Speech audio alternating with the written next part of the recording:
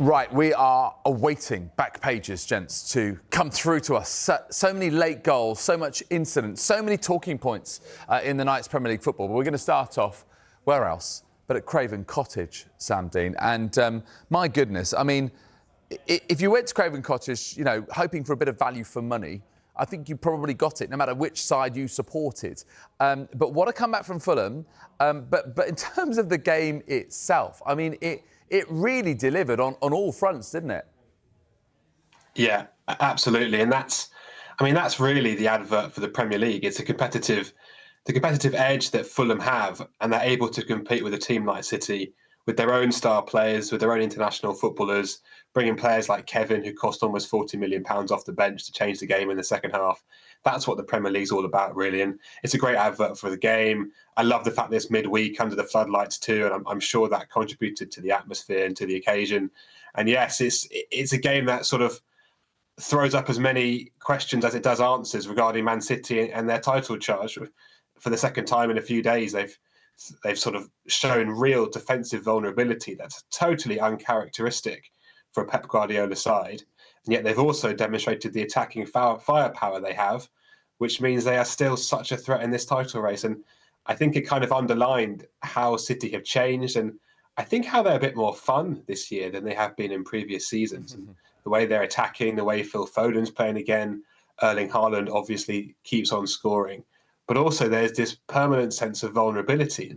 And it's remarkable to see a team like City, managed by Pep Guardiola, play with such kind of frailty and openness. And you look at the fact they've conceded 16 goals in 14 games this season. That's really out of sorts for them. So much has changed there. And you compare that to Arsenal, their main title challengers, and Arsenal conceded 7 goals in 13 games. So they're worlds apart when it comes to defensive vulnerability. And tonight showed that once again.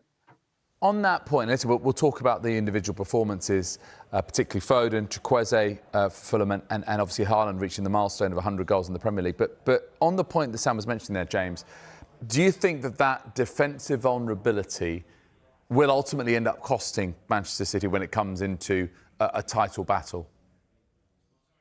Yeah, I mean, look, at 5-1, it looked like, this was a game that was going to exemplify why City could be the main challengers and may even go on and win it.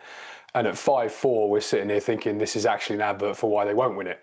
Because, we're so used to seeing City take the lead in games and then keep the ball for an hour, and just the opponent doesn't get a sniff, and it's almost boring. And I mean that as a compliment to City, because they just have that kind of complete authority and control in possession.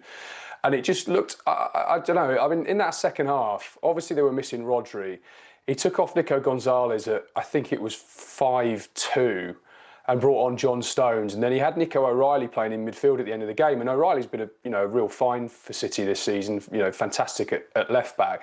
But I think the fact that, you just would know Rodri would dictate the play, he would control the rhythm of the game, and he would just sort of suck the life out of it, really. When he's not there, as sort of encouraging as Nico Gonzalez has been in that position, they still don't really have anyone who can do what Rodri does for them so often. And I think the end of that game was just sort of showed how Guardiola was kind of still scrambling for an answer, really. And look, I mean, while they've got Erling Haaland, of course they've got a chance. And you are sort of, you're wondering whether Mikel Arteta and his players were turning the TV off at 5-1. And I hope somebody's told them to turn it back on and actually watch the last half an hour, because they'll have a lot of encouragement from that. Because Arsenal games aren't like that. They're not sort of, basketball. It's not as chaotic. I think Erling Haaland actually used that word chaos in his post-match interview. Arsenal games aren't really like that at the moment, and the fact that City's are just shows you how sort of far removed they are from that real command and control that they had when the Guardiola teams of his pomp. Yeah, and listen, we say this, don't we, that you can have great goal scorers and great attacking players, but it's ultimately those teams that are defensively robust, that can just have that across a campaign and end up winning titles. That you often see those teams that don't concede that many are the ones that end up in top spot.